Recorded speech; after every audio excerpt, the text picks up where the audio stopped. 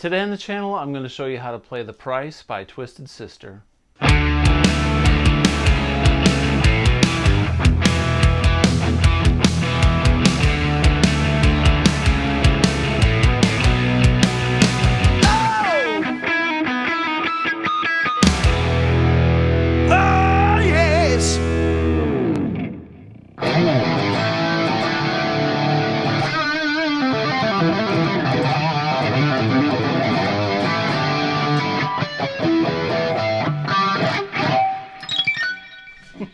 Hey everybody, welcome back to the channel. Today I'm going to show you how to play The Price by Twisted Sister.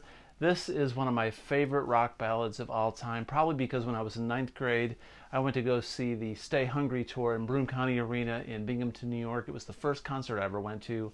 I was probably 13 and 14 years old, and it was so impressionable on me. It made me want to be a musician, and since then, I've become friends with Eddie Ojeda over the last couple of years, which has been a great experience, and I forever am grateful to Twisted Sister for bringing me into the rock and roll universe and wanting me to play music.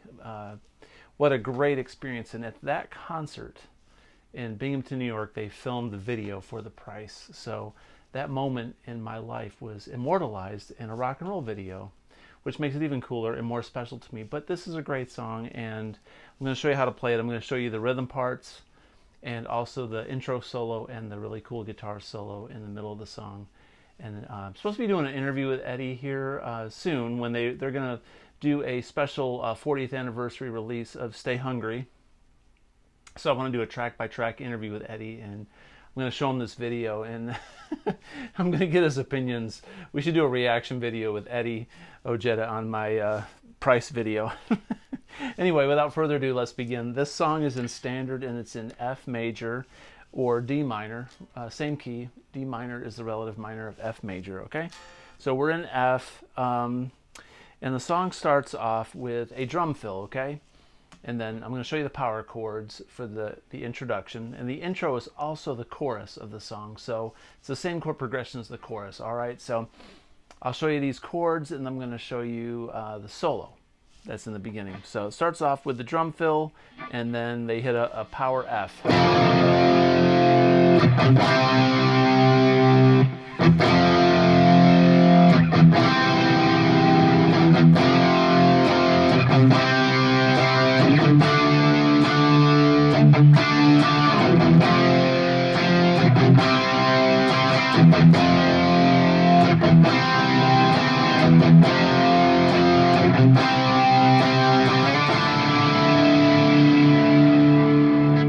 All right, so what I did there was an F to a C, an F to a C, and the bass plays an E over that second time we play a C, which is an inversion of a C major chord. It's just got the E on the bass rather than a C. And then we're going to go up to a D minor, and it repeats that twice. So we're going to do an F5. They're not playing a full F major chord, even though the key is F major. They're doing power chords, which is like a 5 chord. It's a root, and the 5th, and the root. All right, and then we do a C, C5, back to an F, and then a C, and you can put the E on the bottom. Sounds kind of ugly when you do that, so I would let the bass player do that. You could just hold the C again, right?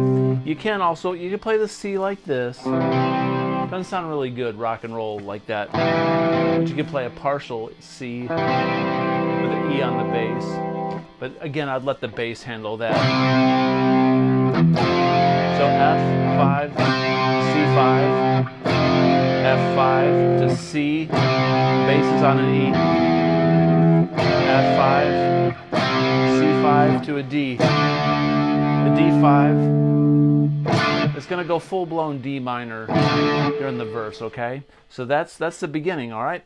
And so the solo in the beginning of that song is a little bit tricky because I've talked to Eddie a lot, man. We've talked a lot about his influences, and he was really big into Beck and blues player. So Eddie has a real strong blues background, and this solo in the beginning actually has a 1.5 step bend. So we're going to be up here in the D minor pentatonic position. D minor pentatonic. Most people play it here on the 10th fret. But we're gonna play it up here. So what I'm doing is I'm taking D minor pentatonic that we all love. I'm gonna go.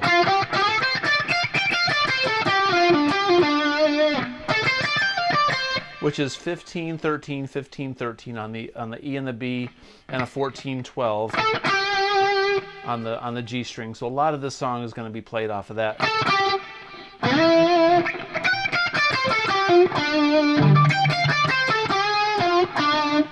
A lot of the D minor pentatonic stuff that we know starts on the 10th fret, but we're going to go up here on the 15, 13, 15, 13, 14, 12, and then we're going to be 15, 12.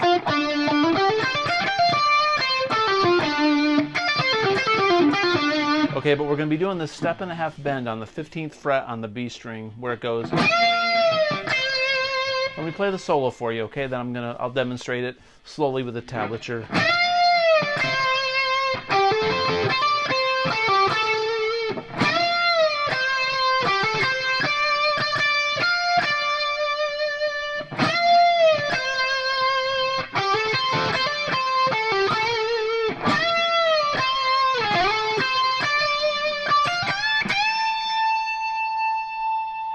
Alright, so that's the solo in the beginning. So what I'm going to do, I'm going to be on the B string, up on the 15th fret, we're going to bend it a whole step and a half. So when I say a step and a half, we're going to bend it all the way up to this 18th fret. So when you bend this note, it should sound like this. So, okay, so we're going to put our middle finger below the ring finger so we have support, so we can push up on it. We're going to kind of rake it. My pointer finger I lay across the strings like this so that it mutes. So when I rake, you get this sound. I'm going to bring this down and then go on the 13th fret. So that's what the very beginning phrase sounds like. Then go. So I'm on the G string on the 12-14 and the B string on the 13-15.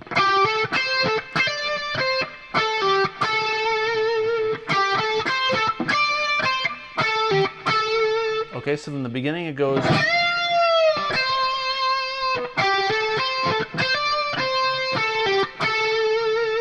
And we're going to do this bend again.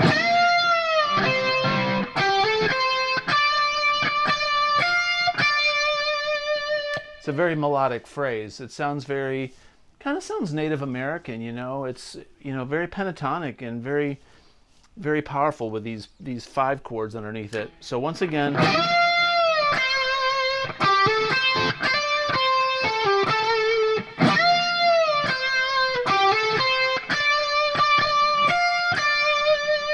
Then we're going to repeat the beginning.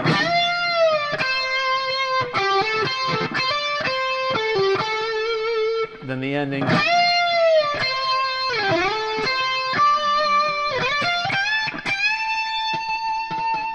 Like that, all right?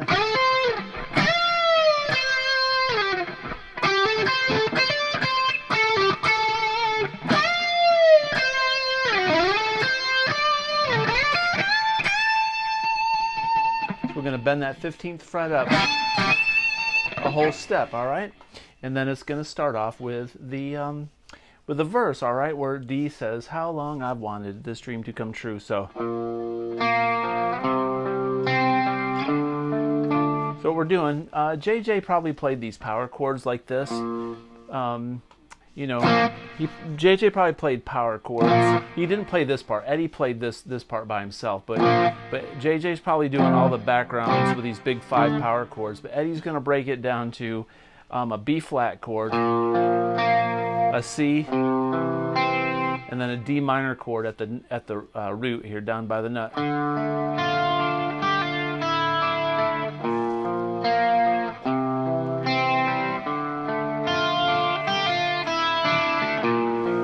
So he's arpeggiating a B flat 5, a C major, and a D minor. So he's doing a D sus4 and a D sus2 and this D minor. So you have to play the D basically like this with your ring finger and your middle finger, which frees up your pinky to put the D sus4 here, and your pointer finger can be on the first fret like that, okay? So really what he's doing here, this B flat, there's that arpeggio, then the C, then the D minor. And he rolls back on his volume because back then, you know, they didn't use a lot of distortion pedals. They just used raw Marshalls. So when they turned up, they had the gain, right? And it was just the amp overdriving because the volume was so loud. When you roll back, you get this nice...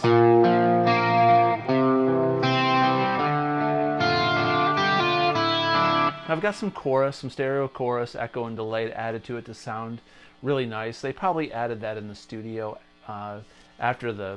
during the mix down. Probably in the studio, Ed probably did not even use any effects. It was probably all just dry, and they added all that stuff later, which makes sense. Live, you can kind of hear Eddie using a little bit of chorus, so probably had an Arion chorus pedal or an ADA. Okay, and then it goes into a pre-chorus where he goes, hard times, whoa, hard times.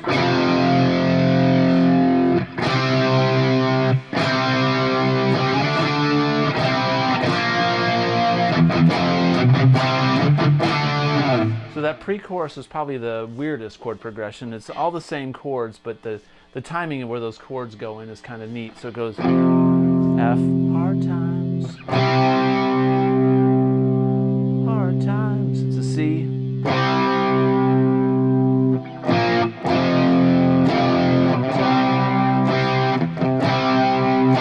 D minor, then C, B flat, F, C, D.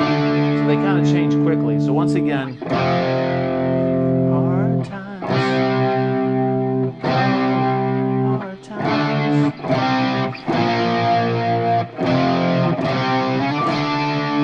And then the chorus again.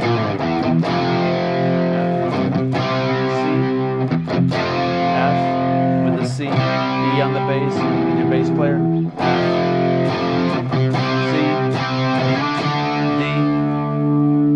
Again.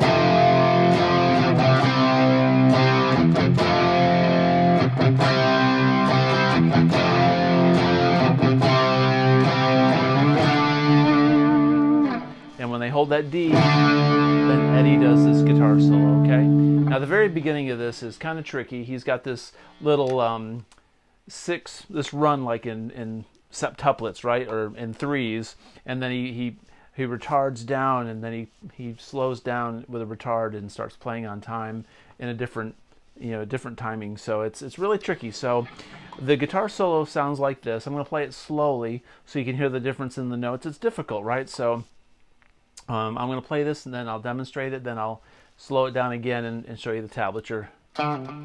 So like this.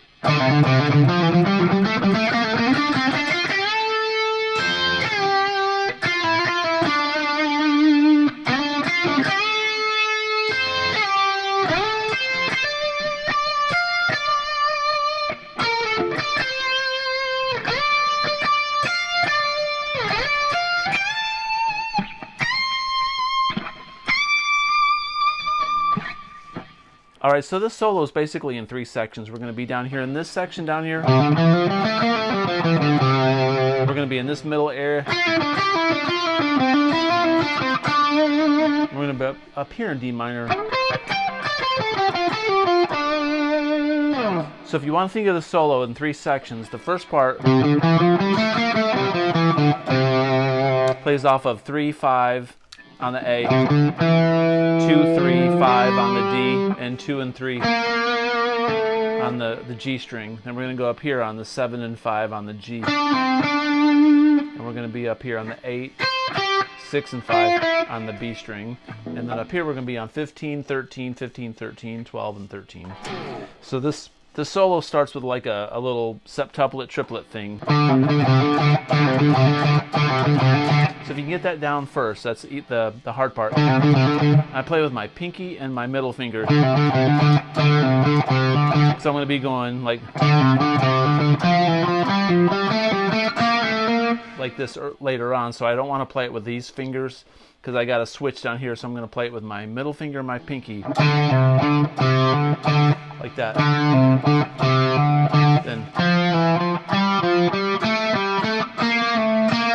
And that's where that phrase ends.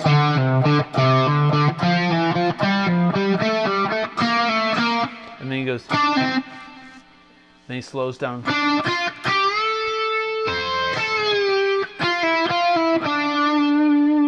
So once again,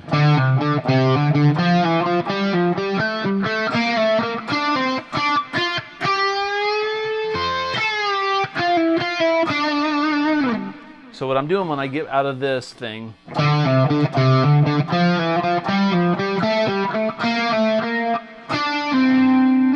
going to be on 7/5 on the G, 7/5/7, then 6, whole step bend on the 8th, play the 8th on the E string, release, then go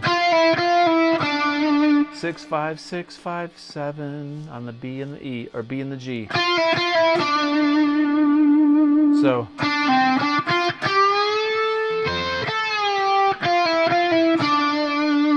in the very beginning, and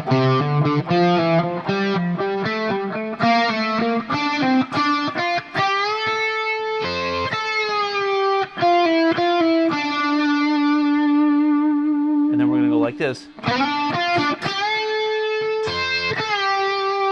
So I'm going to slide back into the 7th fret on the G, go 7, 6, 7 on the B and the G, then bend up on the 8th, whole step, 8th fret on the high E, like,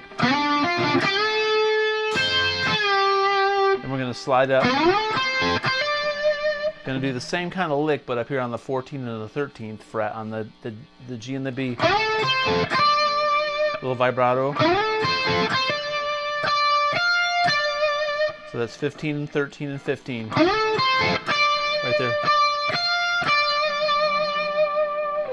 And then we're going to outline the F chord.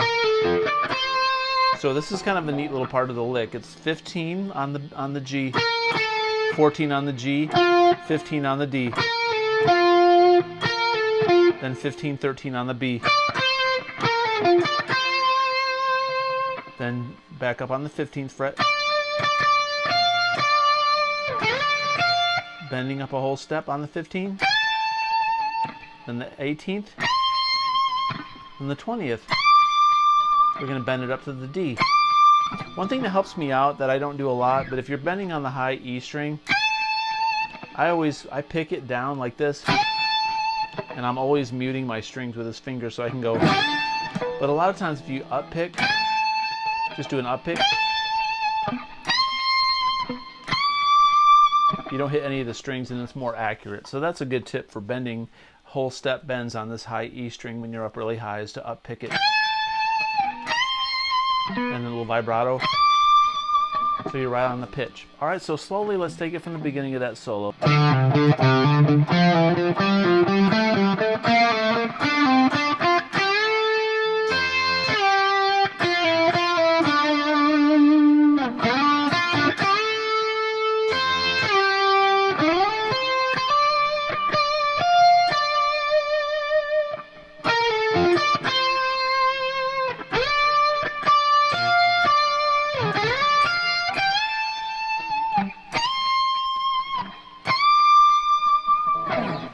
All right, so that's the guitar solo. At the very end, Eddie does a couple of, licks like.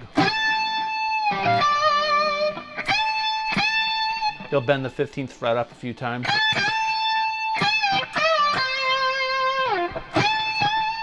For emphasis, right? So, but nothing major after that point. So anyway, this song is really cool. It's a really interesting guitar solo, beautiful melodic guitar solo. Shows the genius of Twisted Sister and Eddie Ojeda's melodic solos over, Dee's writing. It's a match made in heaven, man. They had a lot of magic there on the Stay Hungry album. Hope this lesson was helpful. Hope that you enjoyed it. If you did, please comment below. Please consider subscribing. It helps me a whole lot. And as always, have a great day. Peace out.